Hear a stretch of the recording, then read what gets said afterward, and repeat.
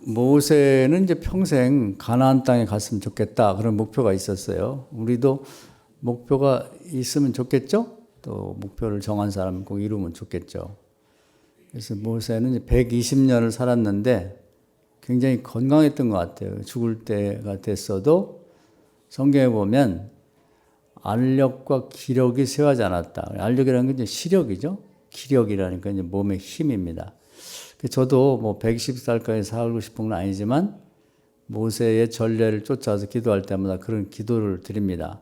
모세에게 줬던 건강의 축복을 주실 때 시력을 잃지 않고 또 이 기력이 떨어지지 않게 해주십시오. 그 두 가지만 있으면 사는데 뭐 큰 불편 없는 것 같아요. 여러분도 그렇게 기도를 해보시면 좋을 것 같고, 그런데 결국은 이제 가나안 땅에 못 들어가게 됐어요. 그렇게 된 이유는 무리바라는 지역에서 이제 물이 없어갖고 백성들이 뭐 여러 가지 불평불만이 많으니까 화가 났어요. 화가 나가지고 이제 하나님 앞에 혈기를 부리면서 하나님이 물을 주시는 건데 마치 자기가 물을 내는 것처럼, 물을 주는 것처럼 이렇게 하나님의 이름을 자기 이름으로 대체했어요. 이게 이제 큰 범죄입니다.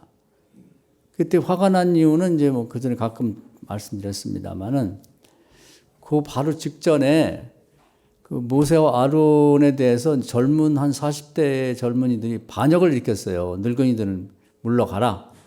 이제 우리 젊은 사람들이 광야에서 이제 가나안 땅에 우리 백성을 이끌고 가겠다.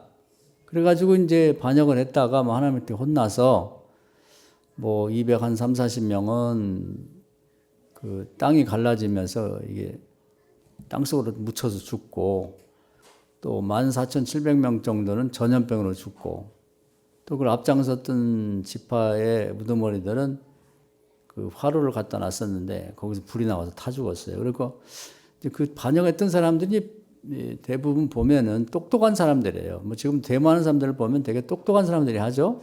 뭐 나머지 이제 평범한 사람들은 이제 뒤에 구경하는데, 그래서 모세는 그래도 저 사람들을 이제 끌고 나오면서 노인도 있고 애들, 어린이도 있지만 기대를 하죠. 저 사람들이 가나안 땅에 잘 들어가면 우리나라를 이끌 인재들이다 이렇게 생각했는데 그 사람들이 죽었거든요. 그러니까 한 5,000명 이상 가까이 죽었으니까 그 인재들이 한 15,000명 죽으면 휘청합니다. 우리나라도 5,300만 정도 되는데 뭐 장관이나 뭐 그런 게 있어서 안 되겠지만 국회의원이라든지 뭐 이런 대학 교수나 뭐 좀 지도적인 역할을 한 사람이 갑자기 15,000명이 죽어봐요. 나라가 휘청하죠.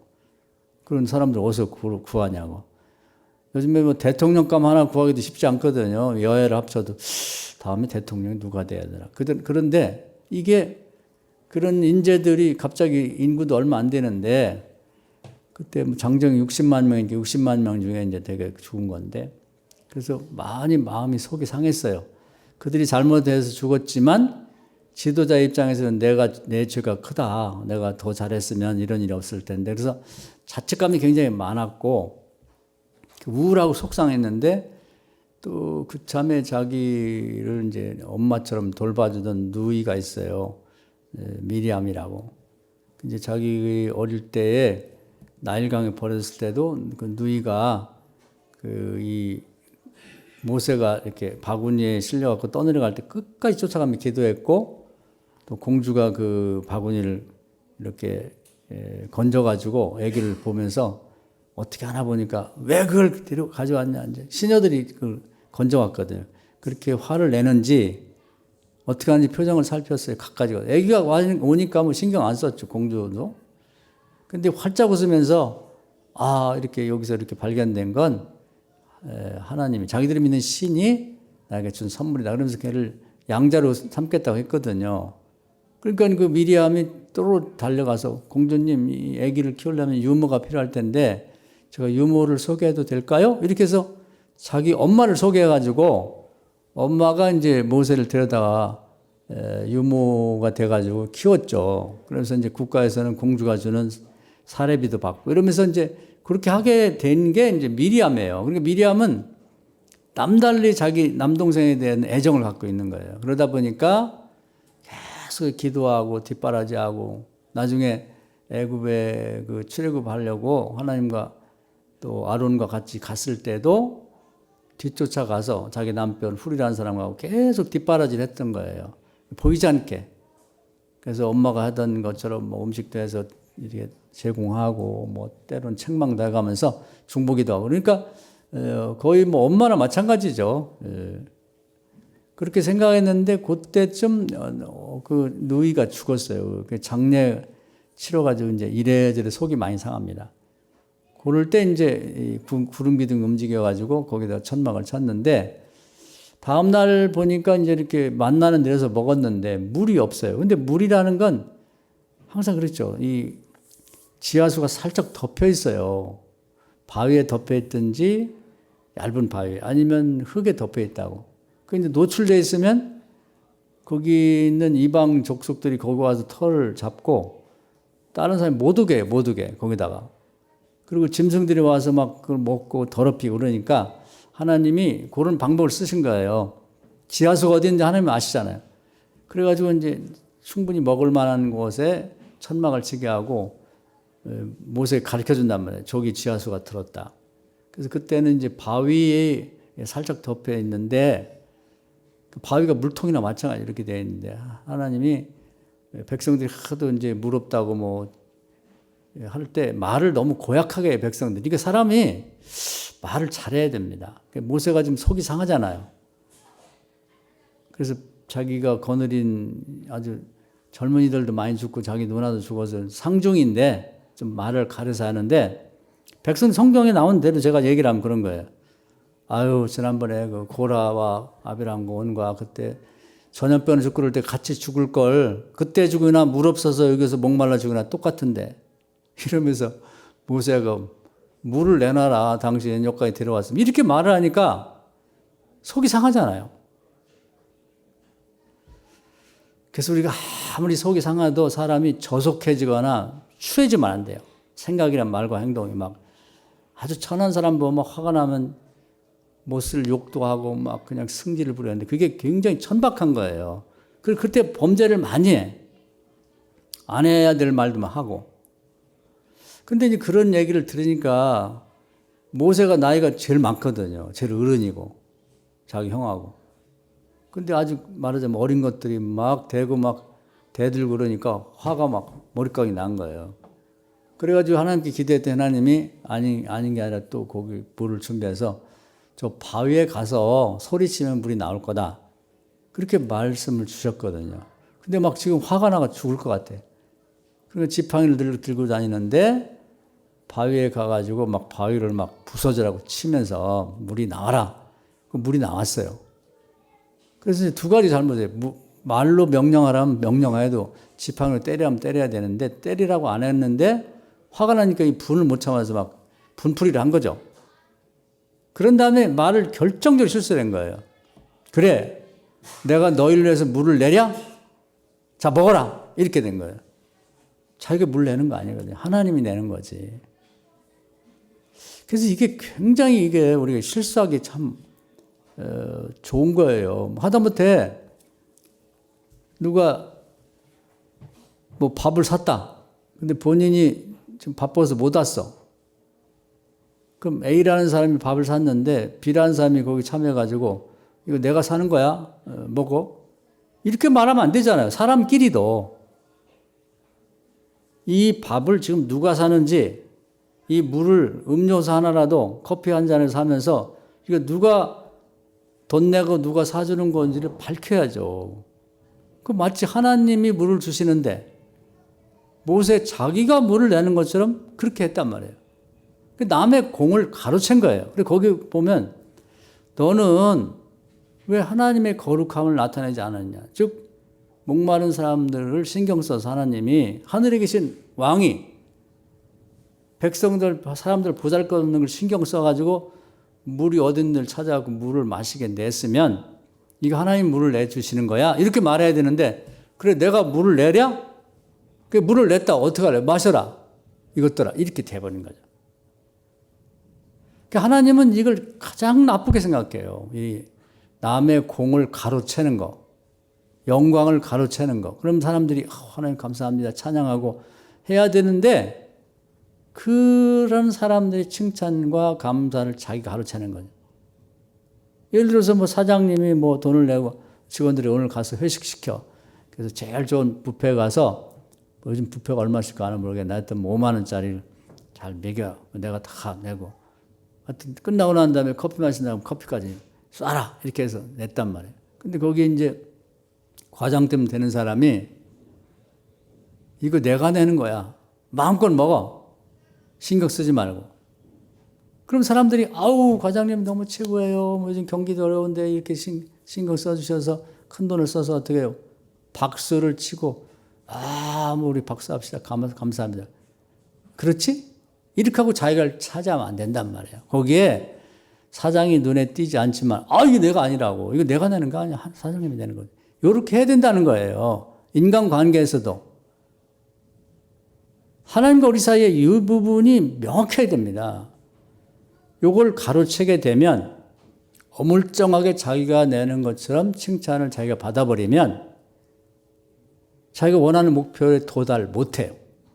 모세가 그때 그 일 때문에 하나님이 딱 잘라가지고 너 이런 식으로 하면 너 가나안 땅에 못 간다. 그래가지고 이제 가나안 땅을 들어가서 발버둥이라고 하려고 했는데 120살까지 살면서 가나안 땅에 못 들어가요. 그래서 이제 가나안 땅에 들어가기 직전에 요단강만 건너면 가나안 땅이야. 그래서 기분이 좋아가지고 모세가 들떠가지고 가려고 그러니까 하나님 불러가지고 너 왜 마음이 들떴냐? 너는 가나안 땅에 못 가. 발버만 보면 안 될까요? 안 돼. 무리바텐을 기억해야지. 그래서 이런 죄는 용서가 안 돼요. 우리가 신앙생활 할 때 어떻게 복을 받는지 알아야 되고 어떻게 하면은 벌을 받는지 정확히 알고 아주 예리하게 신앙생활 잘해야 됩니다. 두리뭉실했다니 큰일 나는 거죠. 그래서 이제 기도하니까 하나님이 뭐라고 하냐면 그 문제를 갖고 더 이상 기도하지 마라. 논하지 마라. 이렇게 말씀하시는 거예요. 성경 전체를 보면 기도하지 말라는 데가 딱 거기 하나 나와요. 거기를 보면 섬뜩하죠. 기도를 하지 마라 그러시는구나. 그러면서 너는 못 밟아. 그냥 산 꼭대기, 비스가 산 꼭대기 올라가서 저 강 건너 요단 건너에 넓은 가나안 지역을 한번 쑥 살펴보고 거기서 죽어라. 그 산꼭대기 올라가 죽은 거예요. 그래서 우리가 이 점을 잘 이해하고 특히 사람 사이에도 그렇고 하나님과 관계에서 하나님께 영광 돌리고 공을 하나님께 돌려야 할 때 정확하게 돌려야 되는 거예요. 되게 성공하고 예수 믿고 복 받은 사람들 중에 갑자기 망하는 사람들은 다 요것 때문에 그런 거예요. 요것 때문에. 그래서 우리가 이 점을 참 주의해야 됩니다. 그 성공한 사람들 중에 섰달 때 넘어질까 조심하라는 게 되게 요것 갖고 그렇게 되는 거예요. 다윗같이 훌륭한 사람도 전쟁을 많이 승리를 했죠. 근데 뭐 전쟁할 때마다 하나님의 도움 받아서 이제 승리를 거뒀어요. 그때 보면 이제 그 전쟁 얘기 우리 많이 했죠. 뭐 여호수아 사사기 하면서 새벽 기도에 많이 얘기했습니다. 근데 이제 내가 가진 군인들하고 그리고 하나님의 군대가 와서 도와줘요. 눈에 안 보이지. 그러니까 이제 같이 연합작전으로 이제 전쟁을 이기는 거예요. 다윗 혼자만 싸워갖고는 다윗이 거느린 군대만 갖고는 이길 수가 없어요. 적들이 항상 강해. 그러니까 열심히 기도해서 하나님의 군대, 천사들의 도움을 받아 이겼단 말이에요. 그때는 이제 항상 힘들었어요. 그런데 다윗이 남북을 통일하고 나라가 커졌어요. 이제 그래갖고 과거에 군대가 없어갖고 고생했기 때문에 힘이 생기는 대로 군사력을 높였단 말이에요. 그래서 이제 군인도 많이 양성하고 무기도 개발하고 그래갖고 이제 주변 국가하고 싸워도 누구하고 싸워도 안 질 것 같대. 그래서 이제 실제로 성경에 숫자가 나와 있어요. 북쪽 10지파에서 100만 명, 남쪽 유다 지파, 베냐민 지파 합쳐서 30만 명, 130만 명 군대라는 거예요. 요즘처럼 우리나라처럼 이렇게 군대 가서 3년 복무하는 그런 군대가 아니라 그들은 대개 보면 20세부터 50세까지 젊은 남자들, 그래서 뭐 하여튼 무기를 들고 싸울 만한 사람들을 이제 그 정도 잡는 거죠. 굉장히 많죠. 그런 사람이라 치더라도 싸울 만한 사람이 그렇게 많으니까. 그러니까 다윗이 이렇게 생각한 거예요. 아유, 이제 하나님 도움 안 받아도 우리 군대만 가져도 뭐 웬만한 전쟁 이길 수 있어. 이런 교만한 마음이 드는 거예요. 그러니까 이제 그 요압 장군이라고 자기 사촌이 있어요. 그 장군이 뭐는 얘기를 하냐면 하나님의 말을 대변하는 거예요. 아니 다윗이요, 다윗 왕이시여, 우리가 언제 우리 군대 갖고 싸웠습니까? 전쟁 승패는 군대 많고 적음에 있는 게 아니고 하나님의 도움받고 이긴 거 아닙니까? 그러니까 인구조사를 군인이 뭔가 몇 명이 되는지 정확히 파악하라고 하니까 그런 얘기를 했어요. 그거 인구조사 하지 마시고 어려우면 또 하나님께 기도해서 도움받으면 되지. 왜 군인의 숫자를 파악해가지고 그걸 의지하려고 합니까? 이제 그런 뜻으로 얘기를 하니까 아주 다윗이 불같이 화를 내면서 아니 군인 숫자 파악한다는 게 뭐가 문제가 돼? 근데 하나님 보실 때는 하나님을 믿고 의지하는 믿음이 자기가 양성에는 군인에게로 옮겨진 거예요. 그래가지고 이제 그동안의 전쟁의 승패가 하나님께로부터 온 건데 마치 자기 군인들이 싸워 이긴 것처럼 그렇게 말을 한다면 이렇게 뉘앙스를 이렇게 보면 그렇게 돼 있어요. 그러니까 모세하고 똑같은 거지. 하나님, 이 녀석 봐라. 어려울 때는 뭐 죽기 살기로 기도해서 내 도움 받고 나서는 이제는 언제 내가 하나님 도움 받았냐 식으로 말하고 행동하고 인구조사를, 군인 숫자를 조사하지 말라는데 뿌득뿌득 조사를 시킵니다. 그래서 조사한 숫자가 130만이 나온 거예요. 그러니까 이 정도면 하면서 하나님을 의지하는 게 아니라 군대를 의지하는 마음으로 바뀐 거예요. 그러니까 하나님은 너 내가 도와준 걸 네 군인들이 싸워서 이긴 걸로 그렇게 공을 돌리냐? 이 못된 녀석아. 배은 망덕도 유분수지. 그럼 네 자랑스러운 군대가 얼마나 강한지 한번 보자. 그럼 전염병을 쳤어요. 그래가지고 이 사람들이 이제 적게 사는 국가의 이 외지에서부터 시작해서 이제 예루살렘 사람들이 밀집해 있는 도시까지 막 전염병에 사람을 쳐서 넘어뜨리는데 3일간 전염병으로 죽인다고 했는데 뭐 3일 갈 것도 없이 하루 지나면서 엄청나게 사람들이 죽는 거예요. 그러니까 이제 다윗이 그게 잘못했구나. 그래서 그 죽음의 천사들이 와서 겉보기에는 뭐 이렇게 안 보이지만 그렇게 막 집단적으로 사람 죽을 때는 심판의 천사들이 와서 죽이는 거예요. 에스겔 9장에 보면은 심판의 천사들이 사륙의 기계라고 지난번 성경 번역은 이렇게 돼 있어요. 사륙의 기계를 가지고 와서 죽일 자, 안 죽일 자를 앞에 가는 천사 하나가 표시를 해요. 이제 이마에 이제 표시가 우리가 돼 있다는 거 아니에요? 그래서 그 도장 인자서 인마저 자가 있느냐, 예수 믿냐 안 믿냐 표가 된 것처럼 의인이냐 악이냐가 표시가 하고 가면은 뒤에 가는 이제 모든 심판의 천사들이 싹 죽이는 거예요. 거기 뭐 아껴보지 말고 죽여라. 애기 뵌 여자나 노인이나. 그리고 싹 죽이고 막 가는 거죠, 전염병이. 그랬더니 다윗이 막, 아이고, 잘못했습니다. 그러고 심판의 천사들과 아직 죽지 않고 이제 죽을 참인 그 백성들 사이에 딱 서서 하나님, 제가 잘못했습니다. 제가 하나님 뜻을 어기고 하나님께 돌려야 될 공을 제가 양성한 군인들에게 돌린 죄가 큽니다. 그러니까 저를 죽이시고 제 백성을 살려주세요. 이렇게 나가요. 그때 하나님께서 이제 그 얘기를 들으시고 이제 백성들을 용서하셔서 거기서 딱 전염병에 죽는 자들이 끝나고 하나님 뭐라고 하냐면 너가 잘못했다고 치고 그 하나님 앞에 제사를 한번 잘 드리라. 그래서 이제 제사 드린 다음에 이제 그 전염병이 끝났죠. 그래서 다윗이 다 정치를 잘했는데 그 성공했을 때에 하나님께 공을 돌려야 되는데 전쟁 승리의 공을 자기 군인들에게 돌림으로써 크게 그 죄 때문에 많은 사람을 죽게 만들었죠. 그러니까 이걸 정확하게 알아야 되는 거예요. 누가 전쟁의 승리를 하게 만들었느냐? 성경은 누누이 전쟁은 하나님께 속한 것이고 내가 앞장서 싸운다. 이렇게 해서 하나님이 앞장서 싸워서 이기게 하신 거거든요. 근데 그걸 쏙 빼고 내가 잘한 것처럼 내 군대가 잘한 것처럼 이렇게 얘기하면 안 돼요. 근데 이게 우리가 흔히 범하기 쉬운 범죄거든요. 하나만 더 얘기하면은 대표적으로 사울왕 같은 사람이죠. 하나님이 민족들 중에 제일 싫어하는 게 아멜렉 이방 종족이에요. 아멜렉 족속. 근데 이 사람들은 특히 이 광야를 지날 때에 그 르비딤이라는 데 이제 아까 얘기했듯이 물이 이렇게 땅속에서 노출되는 걸 오아시스라 그래요. 이제 그러면 딴 데는 물이 없어도 거기에는 이제 나무도 자라고 물도 막 흐르고 그러니까 지나간 나그네들이 거기서 모여서 이제 물도 먹고 뭐 쉬었다 가고 그러는데 이스라엘 백성이 거기 가서 뭐 거기 살겠다는 것도 아니고 물 마시고 간다는데 막 공격해가지고 막 죽이는 거예요. 특히 그 치사하게 그 노약자라든지 이런 사람들 소위 게릴라전이라고 그러죠. 숨어 있다가 막 공격하고 죽이고 도망가고. 그러니까 하나님이 이러한 종족은 세상에 살려둘 가치가 없는 아주 쓸모없는 종족이다.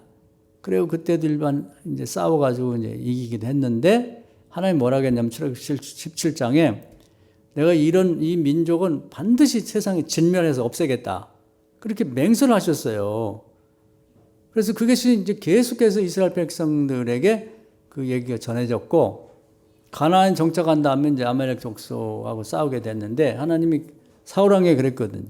내가 도와줄 테니 가서 보란듯이 저녁들을 진멸시켜라. 이건 나의 맹세이기도 하고 내 소원이기도 하니까 꼭 그렇게 하라. 그래가지고 이제 얘기를 했단 말이에요. 그래서 전쟁에 나갔는데 역시 하나님이 도와줘가지고 전쟁에 이겼습니다. 그런데 사울왕이 살려두지 말라고 한 그 아각이라는 아멜렉 족속 왕도 살리고 거기 가축도 데려와갖고 뭐 하나님 앞에 아주 싫어하는 민족이 키운 양과 소인데 그걸 제사 드린다고. 그러니까 하나님이 아주 화가 나셨어요. 그리고 돌아와서 기다리고 있는 백성들에게 내가 싸워서 이겼다. 하나님의 공은 일도 얘기를 안 하고 그런 다음에 이제 하나님께 감사의 제사를 드리고 그렇게 하는 게 원칙인데 여기 자기 승전비를 세운 거예요. 마치 자기 혼자 자기 군대와 싸워서 이긴 것처럼. 그래서 사울 아멜렉 군대와 싸워 이겼다. 그러면서 이제 이렇게 비석을 세워 기념물을 세웠단 말이에요.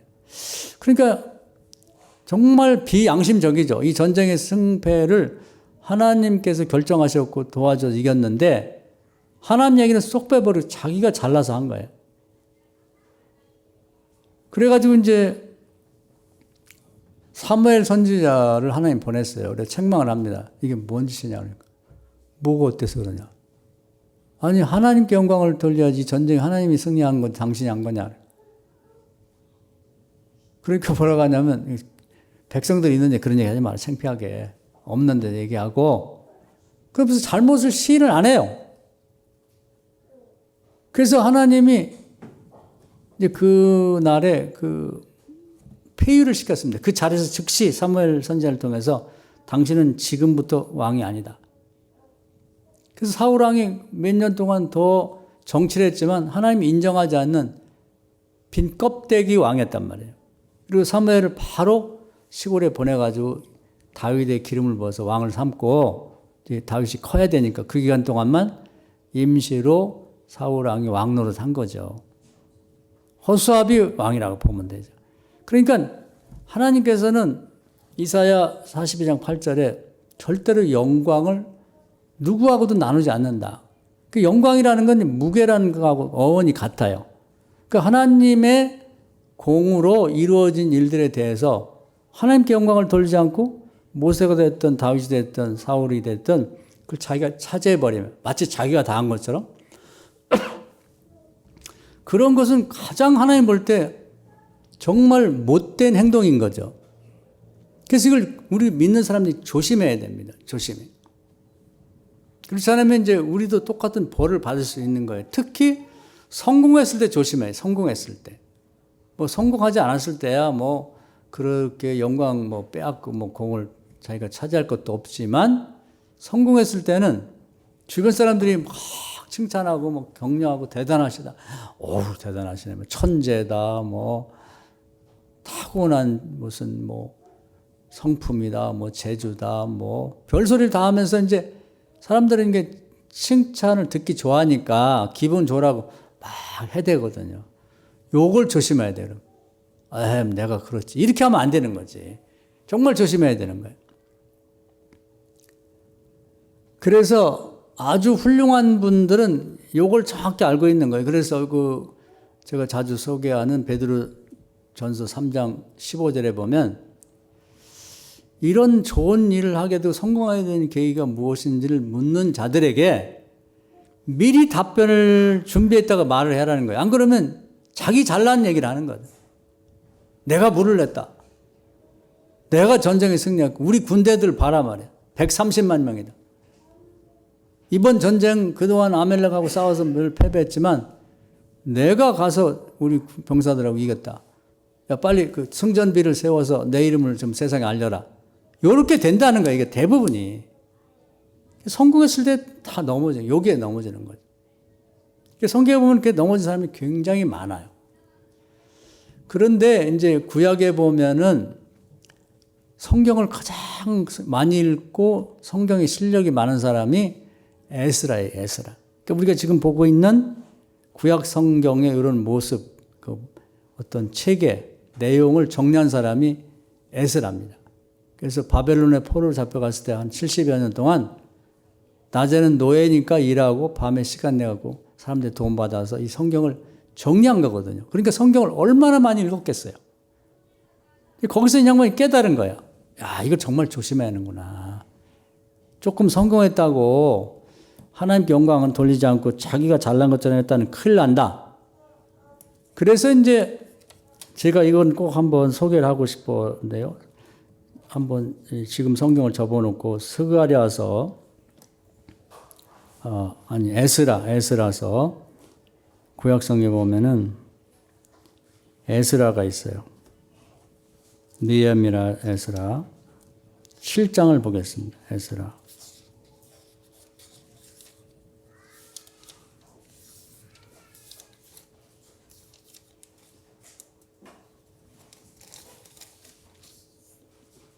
에스라 7장 27절부터 28절까지입니다.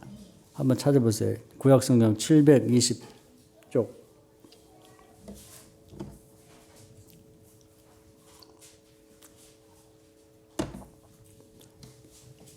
에스라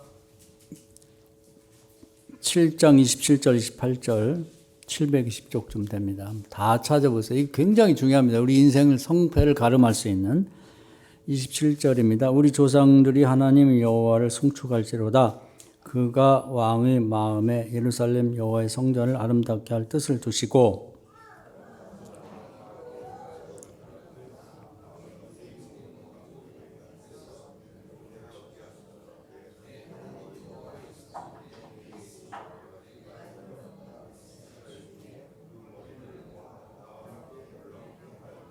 아멘.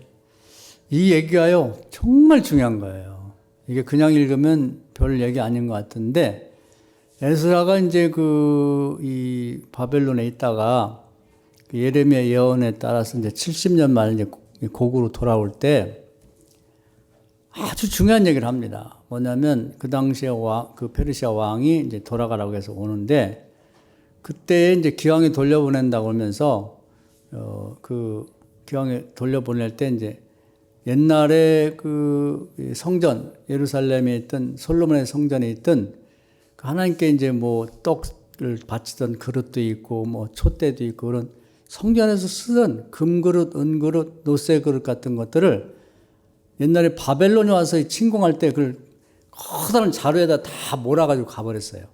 근데 그게 이제 바벨론 어떤 창고에, 신전의 창고에다 이렇게 놨다가 그것이 이제 바벨론이 페르시아에게 망했거든요. 근데 바벨론이 페르시아 망했을 때 그대로 페르시아 것이 됐다고. 근데 그걸 이제 자료를 찾아가지고 그게 창고에 어디 있는지를 찾아냈어요. 그리고 에스라가 이제 고국에 돌아올 때 이거 다 가서 새로 성전 지으면 거기서 사용해라. 옛날에 쓰던 거. 의미가 있지 않느냐. 그래서 가져가라고 줬단 말이에요. 근데 그때 이 광야를 지난다는 것이 굉장히 위험합니다. 거기 산적과 도적이 많으니까. 그래서 그 페르시아 황제가 기왕에 도와주는데 너희들끼리 이걸 그냥 갖고 가다가 도적대들이 막 달라들으면 다 뺏기지 않겠느냐, 이 소중한 걸. 그래서 내가 아주 강력한 마병들을 마차와 전차와 함께 보내서 안전하게 너희 고향인 그 예루살렘까지 가도록 도와줄게.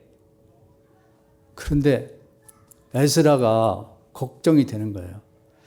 아니, 하나님께서 우리가 70년 동안 노예 생활하던 우리를 이렇게 구원해서 보내시는데 우리가 그 하나님을 믿고 가면 되지.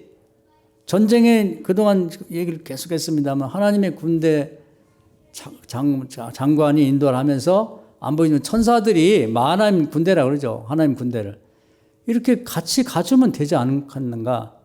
실제 그런 예가 있거든. 야곱이 많은 재산과 아이들을 데리고 자기 삼촌 라반의 집에서 자기 아버지 집으로 갈 때 엄청 겁이 났어요.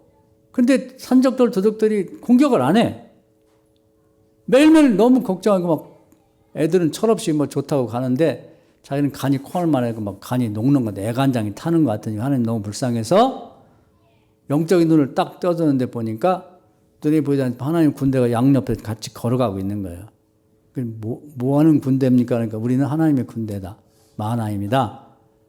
하나님이 너희를 보호해서 아버지 집까지 가라고 도와주라고 해서 왔어. 이런 전례가 있거든요. 그러니까 에스라가 성경을 많이 읽었잖아요. 구약 성경을 이렇게 현재의 모습으로 정리를 할 정도 되면 얼마나 많이 읽었겠어요. 야곱 얘기를 너무 잘 알고 있는 거야. 이런 전례가 있는데 굳이 이방 나라의 황제가 말하는 건 고맙지. 그러나 이 황제의 군대보다 하나님의 군대가 더 강하지 않을까? 이게 갈등인 거야.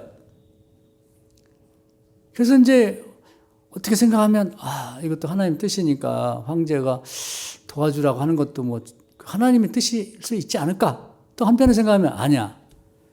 지금 이렇게 나라가 망했다고 회복되는 과정에 하나님이 다 역사하셨는데 이것도 하나님이 도와주시겠지. 또 하나님께 기도하면 야곱을 도왔던 하나님이 이번에는 그 마하나임 군대를 우리를 도와줄 거야. 왔다 갔다 하는 거예요. 그 답이 안 나오는 거예요. 이런 때는 괴롭죠. 그래서 이제 그 강변에 모여갖고 금식하며 기도를 했는데 답이 나왔어요. 확신이 쓴 건 그래. 하나님의 군대를 의지하고 페르시아 군대를 고맙지만 사양하고 가자. 그래서 이제 백성들 한 사람 한 사람에게 하나님의 귀한 보물을 성전에 쓰는 기물들을 등짐을 씌웠어요. 등짐을. 무거우니까. 당신은 뭐 촛대를 지고 가고. 그러면서 그걸 가지고 이제 거기서 걸어서 예루살렘까지 옵니다. 근데 주변에 보면 이제 산적 도둑들이 있어요. 산 꼭대기에서 쳐다보겠는데 멀뚱멀뚱하면서 공격은 안 해. 왜 그러냐면 보이진 않지만 하나님의 군대가 도와주고 있기 때문에 그런 거거든요. 야곱이 체험하는 건 똑같은 체험을 하게 된 거야. 그러면서 이제 오합 지주였던 노예 생활하던 이스라엘 백성들이 그 등짐 지고 오면서 산적들이 쳐다보고 있으니까 얼마나 무섭겠어요. 죽기 살기로 기도한 거지. 하나님 무사히 이걸 가지고 저 예루살렘까지 가도록 지켜주세요. 그러면서 그 가정의 사람들이 믿음이 커져버린 거예요. 그 사람들이 돌아와서 하나님의 성전의 기물도 잘 갖고 왔고 믿음이 커져가지고 나라를 재개하는데 큰 역할을 한 거죠. 그러니까 일거양득인 거지. 일거양득. 그러니까 에스라가 이 예루살렘에 도착했을 하는 얘기거든요. 할 말이 얼마나 많겠어요. 뭐 페르시아 왕자가 이렇게 했지만 내가 말이야 백성들을 설득했거든.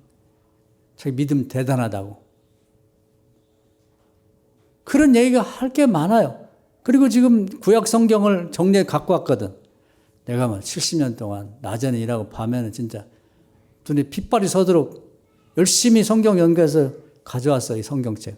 이럴 만도 한데 일도 얘기를 안 하잖아요, 여기에. 이게 엄청 중요한 얘기예요. 왜냐하면 모세가 자기보다 한참 위에 선조이고 다윗도 그런데 이분들 위대한 분들도 성공했다 이렇게 말 잘못했고 망한 걸 알거든요. 그러니까 이 양반은 나는 절대로 그렇게 안 하겠다. 그러면서 걸어오면서 이걸 계속 곱씹으며 온 거예요. 그러니까 베드로전서 3장 15절의 말씀처럼 내가 가서 이제 인터뷰도 하고 사람들 만나서 얘기도 하고 뭐 한 말씀 해달라고 할 때 뭐라고 답변할지를 끊임없이 연습하며 온 겁니다, 이게. 그래서 나온 얘기예요. 이 두 귀절은 정말 구약에서 섰다 할 때 넘어질까 조심하라는 그런 얘기에 대한 답변이 되는 거예요. 아주 중요한 얘기입니다. 이걸 모르면요, 성공한 사람은 되게 넘어지는 거예요. 뭐 별 얘기 다 하죠. 사람들이 조금 잘해가지고 뭐 칭찬하고 그러면 난리나. 아주 들어볼 수가 없지 뭐. 내가요, 워낙 머리가 좋았죠. 그리고 믿음은 뭐 내가 누구한테도 뒤떨어지지 않는 사람이다. 또 그냥 뭐 페르시아 황제가 했지만 내가 거절하면서 말해. 우리 믿음을 가겠다. 별 얘기 다 할 수 있지만 싹 걷어버리고 하나님께만 영광 돌리잖아요. 야, 제가 이 성경을 읽을 때마다 등골이 서늘해요. 이분이 괜히 에스라가 아니구나. 남의 잘못을 답습하지 않는 거예요. 타산지석으로 삼는 거지. 이거나. 그래서 여러분 이 말씀을 좀 오늘 잘 기억했다가 자주 읽으시고 여러분들이 성공할 거예요. 지금 기도하시는 분들 앞으로 뭐 성공할 겁니다. 사업도 잘 될 거고 자녀도 잘 될 거고 또 뭐 취직할 사람은 취직 잘 될 거고 결혼도 잘 할 거고 애도 잘 할 거고 다 잘 될 거예요. 기도하면 되니까. 할렐루야. 오히려 지금이 안전해요. 저는 불안한 게 누가 잘 됐다고 할 때 저 큰일 났구나. 축하할 일이면서도 저도 자기 자랑하겠지. 하나님 영광 싹 가로채고. 큰일 나거든요. 모세같이 훌륭하고 고생 많았어도 요건 용서가 안 돼요. 다윗처럼 나라를 재건하고 하는데 얼마나 고생했어요. 그러나 그것도 용서가 안 됩니다. 사울 마찬가지예요. 나는 용서될 안 돼요. 그래서 이걸 다시 말하면 예수님은 자랑하지 말라고. 자랑. 성공을 자랑하지 마라. 조심해야 됩니다. 그러니까 여러분 가족 간에도 혹시 자랑 비슷한 걸 우리 남편이 어쩌고 아내가 어쩌고 자식을 말리셔야 돼요. 우리 집사람하고도 제가 자랑할 것도 없습니다만 자랑 비슷한 걸 하려면 제가 대놓고 얘기를 해요. 여보 그만하지. 불안해 내가. 저 입에서 생각도 없이 뭐가 툭 튀어나올까. 무서워요. 진짜로 무서워서 하는 얘기입니다. 그게. 왜냐면 제가 이걸 알거든. 저도 모르게 또 자랑할 것도 없지만 선교니 뭐니까 좀 했다고 대단하세요. 20년이 넘게 선교를 하시고 신학교도 하고 이런 얘기 하다 보면 저도 휘말려가지고 신나고 얘기하다 보면 자랑 비슷한 게 되는 경우가 있어. 제가 반드시 집에 와서 회개합니다. 하나님 이게 제가 무슨 이 바보 같은 얘기를 하고 왔는지 정말 두렵습니다. 왜냐하면 이런 게 있으니까. 모세도 갔잖아요. 우리가 선교하고 한 거 모세와 비교할 수 있나요? 애굽에서 250만 명을 하나님과 함께 데리고 나온 그 공로하고 우리가 조금 하는 거하고 무슨 비교가 되냐고. 그런데 이제 그런 얘기 나오면 자기도 모르게 이제 이렇게 하기 쉽거든요. 조심해야 되는 거예요. 조심해야 돼. 과거에는 지금 그런 말이 많이 없었는데 우리 전도가 되려면 교회 자랑하고 목사 자랑하고 성도 자랑 절대 안 돼요. 그 교회 망하는 거야. 교회가 부흥되고 잘되고 했다고 교회 졌다고 하나님이 하신 게 자기가 했나요? 그거 안 돼요. 그건 무섭다. 두렵다 이 말이에요. 그래서 오늘 읽은 이 신약을 대표하는 인물인 바울이 이 얘기가 굉장히 중요한 거예요. 에스라의 고백과 복음과는 얘기입니다. 바울이 얼마나 할 얘기가 많은 사람이에요. 가끔 소개합니다마는 바리새파 귀족이죠. 귀족 중에 귀족이에요. 사두개파, 바리새파가 있는데 그 중에 더 사람들이 인기 있는 게 바리새파예요. 더 많은 인물도 나왔고. 또 그 당시에 정치적으로 가장 힘 있는 게 로마 시민권을 갖는 사람이 그 몇 명 안 되거든요. 그 로마 시민권을 가지고 있단 말이에요. 정치적인 어디 가도 통하는 사람이란 말이에요. 또 당대 최고의 학문이 누구냐면 가말리엘이라고 하는 이제 율법 학자인데 그 밑에 수제자가 된 거예요. 배운 문화생이 됐단 말이에요. 요즘 말은 서울법대에 나온 거 우리나라로 말하면 학력 자랑할 만하지 않아요. 부자예요. 그런데 예수님 만나고 싹 버렸단 말이에요. 그러고 난 다음에 오늘 이제 사람들이 물어보는 거예요. 대단하세요. 그걸 어떻게 다 버리셨어요? 로마 시민권 얻기가 얼마나 어려운데 귀족의 신분이 타고난 귀족인데 뭐 부자신데 그 재산 다 어떻게 하나님께 다 바쳐버렸어요. 가난한 자 나눠줬어요. 대단하십니다. 거룩하십니다. 위대하십니다. 뭐 입이 침이 마르도록 칭찬하겠죠. 바울이 제가요 은혜 받고 보니까 이거 다 참게 여겨지더라고요. 그래서 그냥 좀 마음 먹고 했습니다. 자기 자랑이 하고 싶잖아요, 이게. 입이 근질근질 하잖아요. 그 얘기 일도 안 하는 거예요. 와, 대단하잖아요? 하나님께 영광 돌려야 되는 거지, 자기 자랑, 자기 할 말이 많은 거, 일도 안 하단 말이에요, 이게. 그렇기 때문에 구약에서는 성경을 정리한 게 에스라고.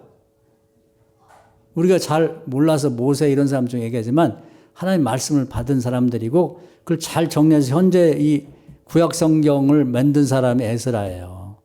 신약 성경 39권 중에 27권 중에 13권이 바울의 편지인데 결국은 신약 성경을 이렇게 완성하게 만든 분이 바울인데 이분도 성경을 얼마나 많이 연구했겠어요. 그래서 10년 6개월 동안 성문서를 가지고 자기 고향에 내려가서 수도 없이 반복하고 대조하고 하면서 구약에 실패한 사람들의 전례를 알고 에스라를 공부한 거예요. 이렇게 해야 되는구나. 조금 성공을 거뒀다고 해서 자랑? 바울도 또 목회를 시작한 다음에도 자랑할 게 많잖아요. 소아시아 7교회를 다 개척했고 또 그걸 또 자기가 차지해서 안디옥 교회 같은 데 막 정착해갖고 떵떵거리 사는 게 아니라 개척해서 될 만하면 다른 사람 죽이고 딴 데 가서 또 고생하고 매도 맞고 굶주리고 또 개척해서 될 만하면 죽으나 쭉 가서 로마까지 가다가 나중에는 순교에 죽었는데 할 말이 어떻게 얼마나 많아. 제가요 7교회를 개척했어요. 7교회 사실 더 했거든. 될 만하면 내가 또 후배 목사들한테 양보했습니다. 자랑할 만한 게 많잖아. 일도 안 해요. 일도 안 하잖아. 그 뭔 얘기를 하냐면 다시 디모데전서 아까 읽은 말씀을 가볼까요? 12절을 제가 읽겠습니다. 나를 능하게 하신 그리스도 예수 우리 주께 내가 감사하면 나를 충성되이 여겨 내가 직분을 맡기심이니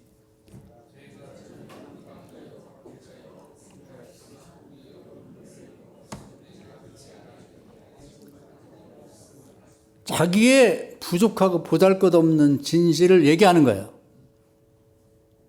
우리 생각에는 그냥 할 말이 많을 텐데 남이 봐도 할 말이 너무 많은 분이 자랑할 게 자기가 하나님 앞에 자랑하는 거 뭐냐. 내가 정말 버림받은 하나님 나라의 입장에서 보면 지옥의 밑바닥에 떨어질 수밖에 없는 사람이었었는데 하나님께 나를 긍휼히 불쌍히 여기서 나를 택해서 구원해 주셨다. 그걸 자랑해요. 14절 우리 주의 은혜가 그리스도 예수 안에 있는 믿음과 사랑과 함께 넘치도록 풍성하였도다.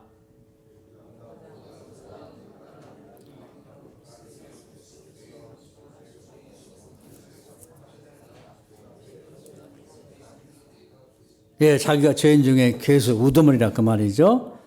그러나 내가 긍휼을 입은 까닭은 예수 그리스도께서 내게 먼저 일체 오래 참으심을 보이사 후에 주를 믿어 영생 얻는 자들에게 본이 되게 하려 하심이라.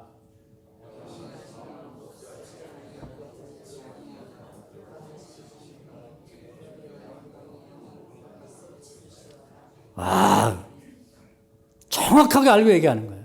에스라의 아까 고백하고 똑같잖아요. 이 양반도 베드로전서 3장 15절의 말씀처럼 끊임없이 대화할 기회가 많았잖아요. 만나면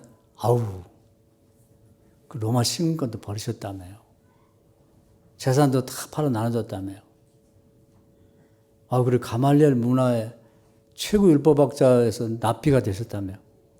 뭐 칭찬하고 이걸 여러분 유혹으로 생각하세요. 유혹으로 생각하시잖아요. 개척교회를 그렇게 많이 하셨어요? 그걸 다 남주시고 그냥 또 고생하러 개척하러 가신다며요. 제가요, 원래 좀 그래. 그게 아니라 이 말이에요. 겸손을 가장한 교만한 사람들도 있어요. 차라리 교만한 게 낫지. 아니, 척하면 자기 자랑이 이제 속에 배어 있는 건 더 듣기가 거북한 게 있거든. 여기 보면 자기 자랑 1도 없거든요. 그리고 오직 하나님께만 영광을 돌립니다. 17절이 그거거든요.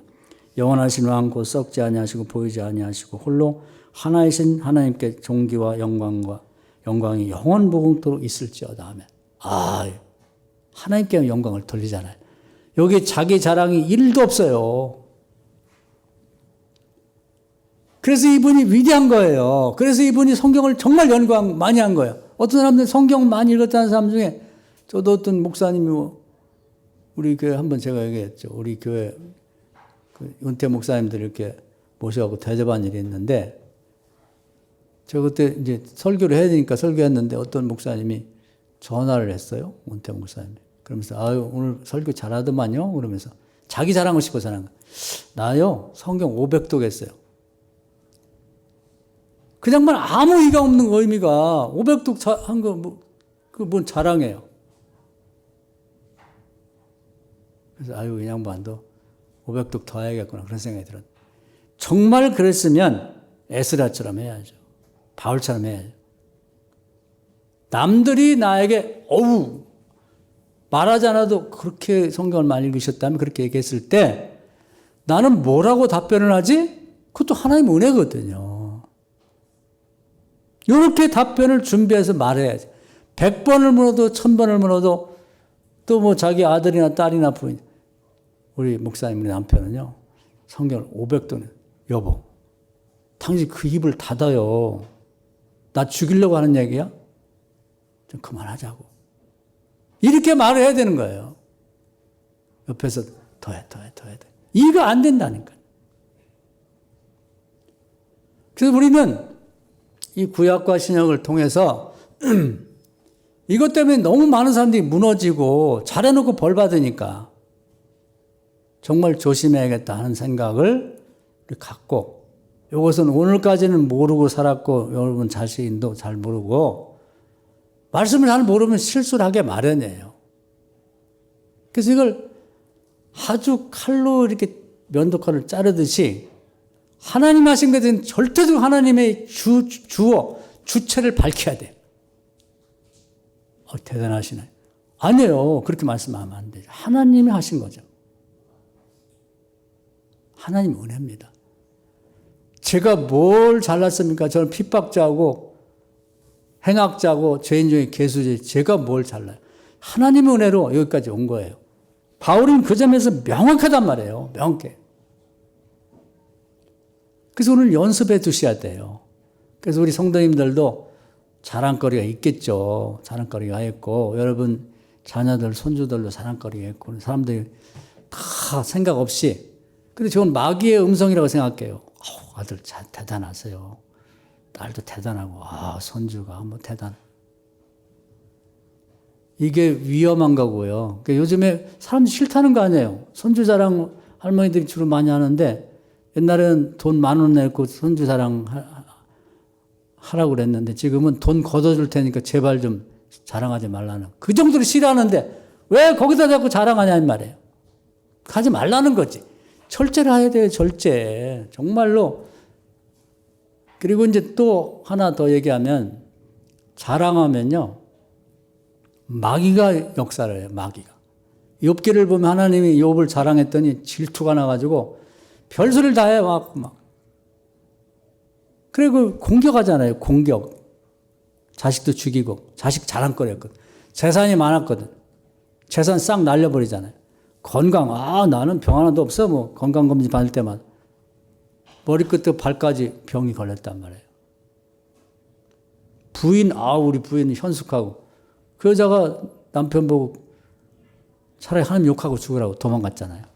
친구들 자랑해서 친구가 끌끌하고 다들 한 자리씩 하는 친구야. 와서 너 병들고 재산도 없고 자식도 없으니까 너 친구 아니야.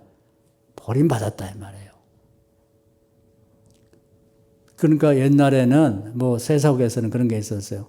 자식이 너무 이쁘면 이름도 그냥 개똥이라고 지고 그렇게 했단 말이에요. 왜? 귀신이 질투할까 봐.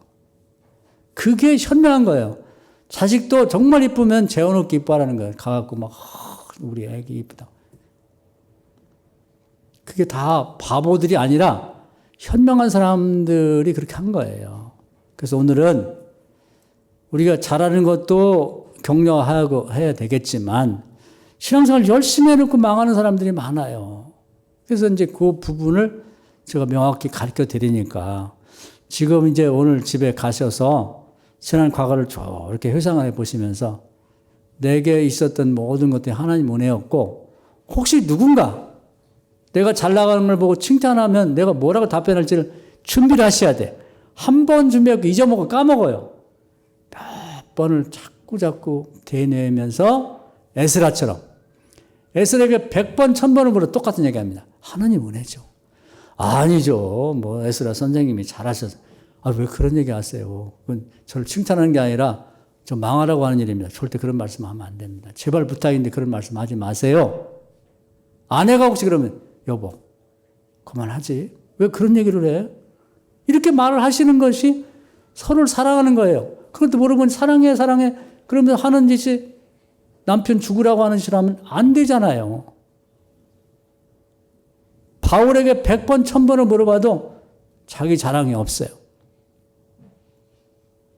그리고 천국 갔다 온 얘기를 하는데 하도 자기를 무시하고 그러니까 얘기를 하는데 자기 자랑으로 하지 않아.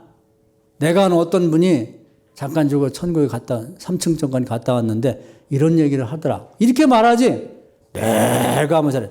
안 하거든요. 왜? 성경을 읽어보니까 그거 하다가 다 망했으니까 에스라를 배운 거예요. 그래서 오늘 소개한 이 두 말씀을 기억하셔야 됩니다. 지금은 뭐 별 자랑할 것이 없어서 괜찮지만 여러분이 앞으로 크게 성공한 다음에 요거 모르면 그냥 섰다 할 때 넘어지면서 추락하고 다시 일어설 수 없는 것입니다. 오늘 이 말씀 은혜가 되기를 주의 이름으로 축원합니다. 아멘. 주여 한번 통성을 기도하겠습니다. 주여 오늘도 귀한 말씀 은혜 주셔서 감사합니다. 우리의 신앙생활 함에 있어서 주의 뜻을 바로 알고 주의 뜻대로 복도 받고 복 받은 다음에는 어떻게 사람들이 칭찬을 이겨내며 하나님 영광을 가르치지 않고 정직한 신앙생활을 할 수 있는지를 잘 알고 사는 우리 교인들 되게 하여 주옵소서. 이걸 모르면 모세도 실패했고 다윗도 실패하고 사울왕도 실패하고 그 모든 사람들이 다 실패한다. 우리도 그럴 수밖에 없다.